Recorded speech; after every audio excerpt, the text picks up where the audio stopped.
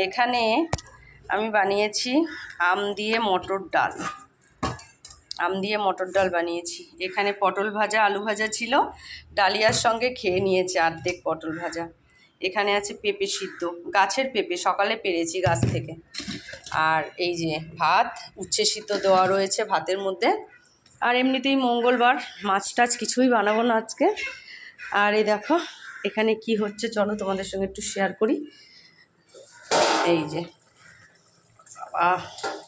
গরম, এই যে পনিরের তরকারি।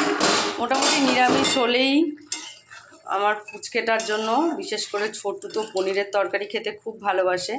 আজকে একদম পাতলা করেই করছি, সবসময় রিচ ভালো লাগে না, তাই না? পনিরের তরকারি করছি। আর এখানে শাক কেটে রেখেছি, শাক ভাজা করব। এই পর্যন্তই আজকে রান্না করব। আর সন্ধেবেলা কি করব না করব সেটা সন্ধেবেলা হবে। চলো টাটা এখনকার মতন, আবার পরে তোমাদের সঙ্গে দেখা করছি।